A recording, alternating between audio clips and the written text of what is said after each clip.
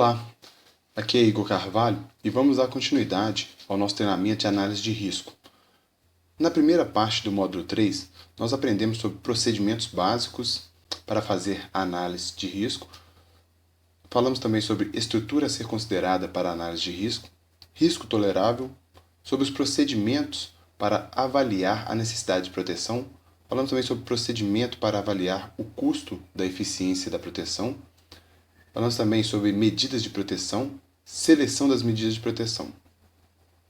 Na segunda parte do módulo 3, nós vamos falar agora sobre análise dos componentes de risco. Nós vimos que para cada tipo de perda identificada em notificação, nós temos que calcular um tipo de risco, seja ele R1, R2, R3 ou R4. E também vimos que para cada risco existe um conjunto de componentes de risco que devem ser calculadas, devem ser analisadas e calculadas. Agora nós vamos ver a equação básica para cada uma das componentes de risco a serem calculadas e como que ela funciona. Vamos ver também nessa segunda parte do módulo 3 a análise dos componentes de risco devido à fonte de dano. A fonte de dano S1, S2, S3 e S4. S1, fonte de dano devido à descarga atmosférica na estrutura. S2, a fonte de dano devido à descarga atmosférica próxima à estrutura. S3, a fonte de dano devido à descarga atmosférica na linha conectada à estrutura. E S4, que é a fonte de dano devido à descarga atmosférica próxima à linha conectada à estrutura. Vamos falar também sobre estrutura com zona única e multizonas, que são as famosas ES.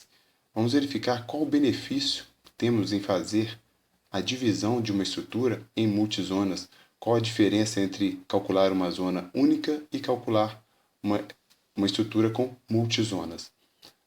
Outro assunto que nós vamos abordar aqui é análise de custo-benefício para perdas econômicas.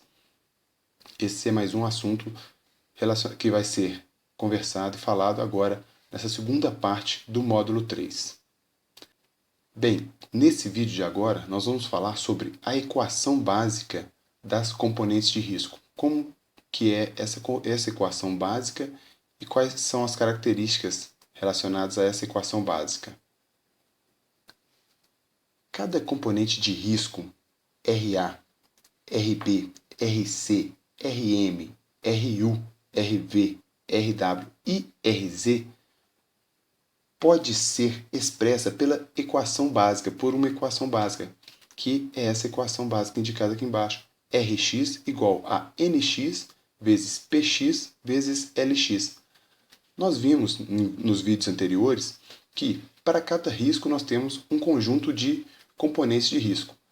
Essas componentes de risco, para serem definidas, necessitam dessa equação básica, que eu vou mostrar para vocês aqui agora.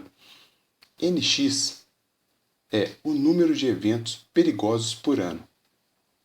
O número de eventos perigosos é afetado pela densidade de descargas atmosféricas para a Terra, que é o NG, e pelas características físicas da estrutura a ser protegida, sua vizinhança, linhas conectadas e o solo. Para se definir o número de eventos perigosos, é necessário estar atento a todas essas características aqui. Nós vamos ver que o Nx também, para se definir o Nx, existe uma equação característica. Para cada componente de risco, você tem que determinar o Nx. Um outro termo a ser definido é o Px, probabilidade de dano à estrutura.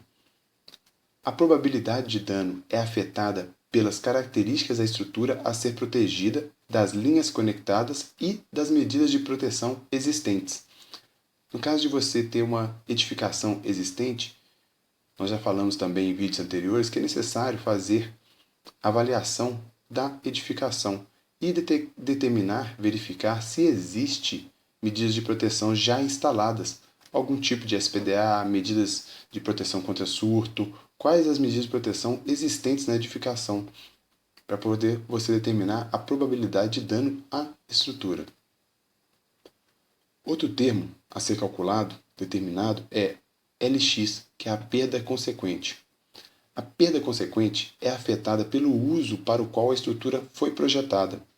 a frequência das pessoas, tipo de serviço fornecido ao público, valor dos bens afetados pelos danos e as medidas providenciadas para limitar a quantidade de perdas. Em vídeos anteriores, falamos também sobre o uso para o qual a estrutura foi projetada. Nesse momento, a gente tem que observar que a estrutura pode ter sido projetada para um determinado fim. E, no momento de você fazer a análise de risco para aquela estrutura e determinar a perda consequente, ela está sendo utilizada para outras atividades que não foi aquela determinada pelo projeto.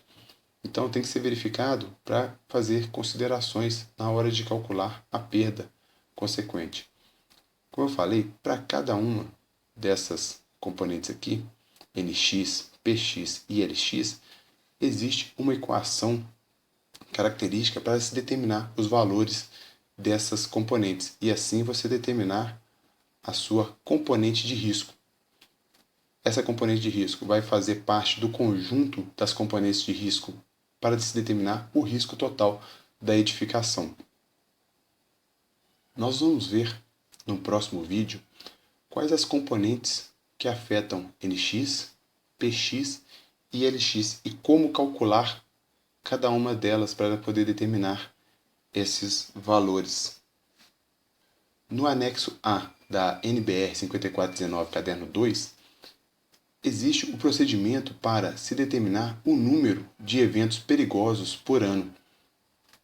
Já no anexo B da mesma norma, da 5419, caderno 2, existe o procedimento para se determinar a probabilidade de danos à estrutura.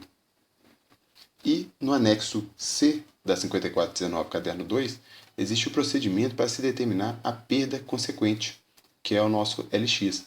Mas nos próximos vídeos, nós vamos estar vendo sobre cada uma dessas componentes e como determinar elas. Vamos passar por isso também e entender exatamente o que define o número de eventos perigosos por ano, o que define a probabilidade de dano à estrutura e o que vai definir a perda consequente para a nossa estrutura.